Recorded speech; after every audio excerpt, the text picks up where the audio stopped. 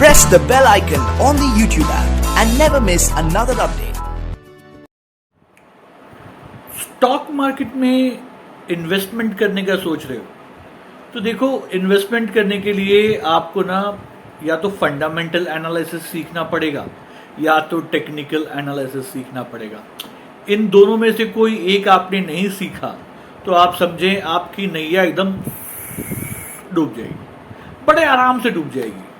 ठीक है, बड़े आराम से डूब जाएगी। नाउ बहुत सारे लोग जो हैं वो प्रमोटर होल्डिंग को देख के, यानी कि फंडामेंटल एनालिसिस का एक पार्ट है, प्रमोटर होल्डिंग को देख के निवेश करते हैं स्टॉक के अंदर। क्या सिर्फ प्रमोटर होल्डिंग को देख के निवेश किया जा सकता है? जी नहीं, बिल्कुल नहीं। तो फिर क्यों देखते हैं promoter holding?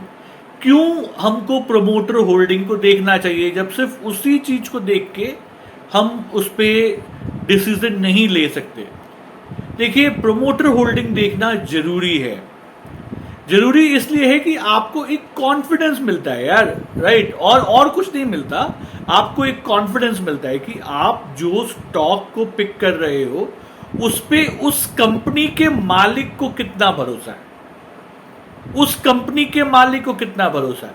Now let's suppose एक कोई कंपनी है XYZ कंपनी, प्रमोटर के पास उसका 80% का होल्डिंग है।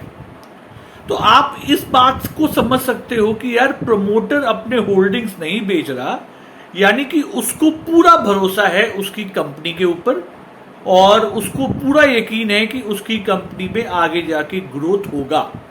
लेकिन उस बंदे को भरोसा है इसका मतलब ये नहीं है कि पक्का ग्रोथ होगा, है ना? भरोसा तो यहां बहुत सारे होते हैं यार। हम जब स्कूल में एग्जाम लेने जाते थे ना, मेरे साथ के लोग, जब दोस्त थे मेरे साथ वाले, वो बहुत कॉन्फिडेंट हो जाते थे यार, बहुत कॉन्फिडेंट, और एग्जाम के टाइम पे बेचारे फेल हो जाते थे। कोई लटक लटक के पास होता था, लेकिन कॉन्फिडेंस तो बहुत होते थे, आपने भी देखे होंगे। तो सिर्फ कॉन्फिडेंस के बेसिस पे स्टॉक पिक करना बेवकूफी होती है। आपको और भी बहुत सारी चीजें देखनी जरूरी होती है जब आप स्टॉक पिक करते हैं फंडामेंटल एनालिसिस करके। तो प्रमोटर होल्डिंग जितनी ज्यादा होती है उतनी अच्छी मानी जाती है। सिर्फ अच्छी मानी जाती है, आपको डिसीजन लेने में थोड़ी सी आसानी होगी। जैसे फॉर एग्जांपल मैं एक कंपनी चूज कर रहा हूं जहां पे उस कंपनी का पी जो है वो थोड़ा सा कम है कंपैरेटिवली, बाकी कंपनियों के तुलना में उसका पी थोड़ा कम है, और मुझे वहां पे दिख रहा है कि यार यहाँ पे शेयर होल्डिंग पैटर्न में प्रमोटर का होल्डिंग काफी ज्यादा है। तो आपको एक एडिशनल एक ना कंफर्मेशन मिलता है कि चलो ठीक है यार, ले सकते हैं। अब आपको दिख रहा है वहां पे कि मतलब स्टॉक का ROE भी अच्छा है ना, मतलब काफी अच्छा रिटर्न ऑन इक्विटी भी देती है कंपनी। तो आपके लिए बहुत आसान हो जाता है स्टॉक को चूज करना। नाउ अभी सेम चीज में मान लेते हैं स्टॉक का जो प्रमोटर होल्डिंग है वो कम होता जा रहा है। मान लेते हैं 50% का प्रमोटर होल्डिंग है, तो 50% का प्रमोटर होल्डिंग अच्छा माना जाएगा, बुरा माना जाएगा? सीधी सी बात है, जो 80% वाला है, 90% वाला है, उसके कंपैरिजन में तो अच्छा नहीं माना जाएगा, है ना? तो जैसे जैसे प्रमोटर होल्डिंग कम होती जाती है वैसे वैसे ये माना जाता है कि कंपनी के मालिक को ही अपने प्रोडक्ट के ऊपर, अपनी कंपनी पे उतना भरोसा नहीं है, और इसलिए उसने अपने जो शेयर्स थे वो उसने निकाल दिए, है ना? तो ऐसी भी बहुत सारी कंपनियां हैं जहां पे प्रमोटर होल्डिंग जो है वो जीरो है। क्या है? जीरो प्रमोटर होल्डिंग्स है। तो अब ऐसी कंपनियां, तो सीधी सी बात है, आप समझ गए, मतलब इसे कोई नहीं खरीदेगा, है ना? Nobody will by the stocks. जिसको थोड़ा बहुत दिमाग होगा वो बिल्कुल नहीं खरीदेगा। तो ऐसी कंपनियों से दूर रहेंगे। तो एक आम धारणा ऐसी बन गई है मार्केट के अंदर कि जीरो प्रमोटर होल्डिंग वाले जो कंपनियां हैं वो खराब होती है। लेकिन मैं आपको बताऊं, कुछ कंपनियां ऐसी हैं जीरो प्रमोटर होल्डिंग वाली जो कि बहुत अच्छी है, बहुत अच्छी है। कुछ नाम बताऊं, आईटीसी ऑल टाइम हाई पे चल रहा है, ऑल टाइम हाई पे चल रहा है। मेरे टेलीग्राम चैनल पे मैंने उसको 210 पे रिकमेंड किया था आईटीसी को, आज 353 के करीब चल रहा है। तो आपको टेलीग्राम चैनल के बारे में नहीं पता है, लिंक में है, जाके उसको आप ज्वाइन कर सकते हैं, फ्री ऑफ कॉस्ट है। और वहाँ पे मैं बार बार रिकमेंडेशन नहीं देता, मैं एक्चुअली रिकमेंडेशन देता ही नहीं हूँ। जो मैं खरीदता हूँ मैं वो बता देता हूँ। अब उसके बाद भी लोग बोलते हैं नहीं सर वो ठीक है, मैं क्या खरीदूं?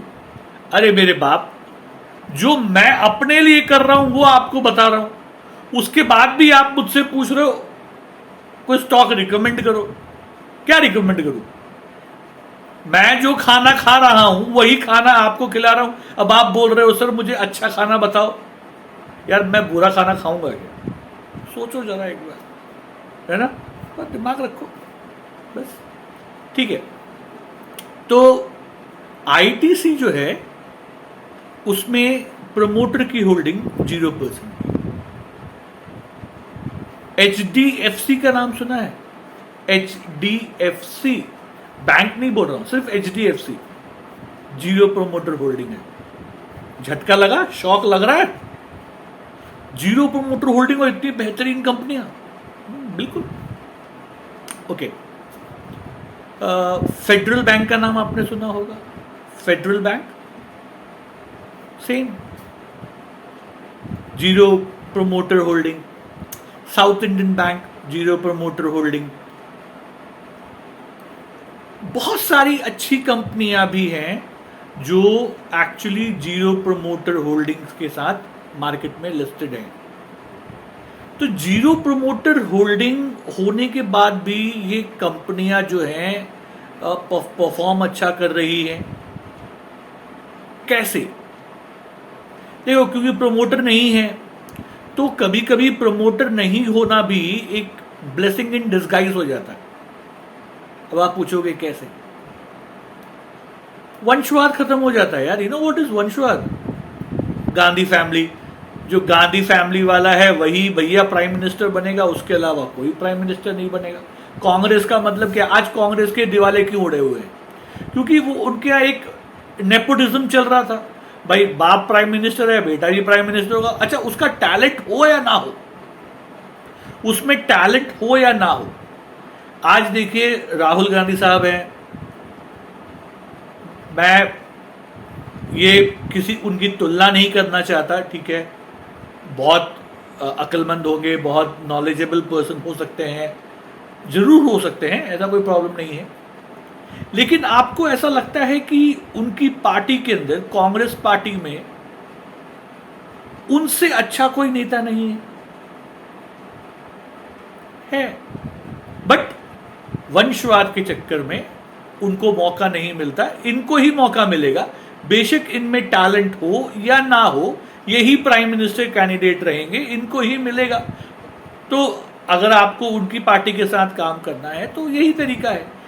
मैं ये क्यों बता रहा हूं? नॉर्मल कंपनी में, जैसे मान लो एक कोई कंपनी है जहां प्रमोटर होल्डिंग जो है वो 80% का है, तो बाकी लोग के सजेशंस की कोई वैल्यू ही नहीं है। प्रमोटर जो है वो अपने बेटे को वहां पे एक पोजीशन दे देगा। मान लो मैं प्रमोटर हूं तो मैंने अपने बेटे को एक पोजीशन दे दी, मैंने अपनी बीवी को एक पोजीशन दे दी, क्योंकि भाई प्रमोटर मैं हूं, मैक्सिमम शेयर होल्डर मैं हूं। तो काबिलियत है या नहीं है उससे कोई फर्क नहीं पड़ता। लेकिन 0 प्रमोटर होल्डिंग में कैसा है कि भैया आप में टैलेंट है तो ही आप उसके मैनेजमेंट में आएंगे, वरना आप उसके मैनेजमेंट में नहीं आएंगे, क्योंकि आपको कोई रिकमेंड नहीं कर सकता। आप समझ रहे हो? तो कभी कभी 0 प्रमोटर होल्डिंग होना भी एक बहुत ही फायदे वाली बात होती है। यहां पे नुकसान क्या होता है 0 प्रमोटर होल्डिंग में? 0 प्रमोटर होल्डिंग में नुकसान ये होता है कि 3-4 पार्टी, जैसे मान लो मेरे पास 20% के शेयर्स हैं, कोई होगा जिसके पास मान लो 10-15% का शेयर है, कोई और जिसके पास 25% का शेयर है। ये अगर 4-5 पार्टी मिल गए और इन्होंने एक कंपनी फॉर्म कर ली, तो वो टेक ओवर कर लेंगे, वो इस कंपनी के प्रमोटर बन जाएंगे, है ना। तो वो डिसीजन मेकर बन जाएंगे, क्योंकि उनके पास 51% के ऊपर का राइट आ जाता है, तो वो एक डिसीजन मेकर बन जाएंगे। लेकिन नॉर्मली ऐसा होता नहीं, क्यों? क्योंकि ये सारे लोग एक साथ मिलके कुछ करेंगे थोड़ा, लेकिन पॉसिबिलिटी तो हमेशा बनी रहती है, वो डर हमेशा बना रहता है। तो सिर्फ ये समझना कि प्रमोटर होल्डिंग बहुत ज्यादा है तो कंपनी बहुत अच्छा परफॉर्म करेगी, या कंपनी में प्रमोटर होल्डिंग है ही नहीं, जीरो है, तो वो कंपनी गई मतलब बर्बाद हो जाएगी, ऐसा बिल्कुल नहीं है। तो ये चीज अपने दिमाग से निकाल लेना। तो आज का मेरा वीडियो आपको सिर्फ यही बताने के लिए था कि भैया प्रमोटर होल्डिंग जो है उसका इम्पैक्ट तो होता है, लेकिन बहुत ज़्यादा नहीं होता, आपको और भी बहुत सारी चीज़ें देखनी पड़ती हैं। ये मुझसे मेरे एक स्टूडेंट ने पूछा था, जिन्होंने फेडरल बैंक में अभी निवेश किया है। मेरा दिवाली पिक है फेडरल बैंक, तो उन्होंने उसका जब शेयर होल्डिंग पैटर्न देखा तो उनको पता चला कि यार यहाँ तो 0% होल्डिंग है। तो उन्होंने मुझसे सवाल पूछा, तो मैंने कहा चलो ठीक है, मैं एक बार एक फॉर्मल वीडियो बना के आप लोग के सामने डाल दूंगा, सो दैट बाकी लोग भी जो मुझे देखते हैं सुनते हैं उनको भी इस बात का पता चले कि सिर्फ प्रमोटर होल्डिंग देखने से कुछ नहीं होता। बहुत सारी अच्छी अच्छी कंपनियां हैं जो जीरो प्रमोटर होल्डिंग्स वाली कंपनियां हैं। आप चाहें तो सीधा गूगल पे जाइए और वहां पे डालिए जीरो प्रमोटर होल्डिंग स्टॉक्स, ठीक है, तो आपको वहां पे बहुत सारी लिस्ट मिल जाएगी। आप एक बार जाके देख लीजिए, आपकी आंखें फटी रह जाएंगी। बहुत अच्छी अच्छी कंपनियां हैं वहां पे, जरूर देखिए। कैसा लगा आपको ये वीडियो मुझे कमेंट बॉक्स में लिख के जरूर बताइएगा। कुछ नया जरूर आपने सीखा होगा। कोई सवाल है तो भी आप मुझसे पूछ सकते हैं। फिर आप लोग से बहुत जल्दी मुलाकात होगी। तब तक के लिए सीखते रहिए, कमाते रहिए, खुश रहिए।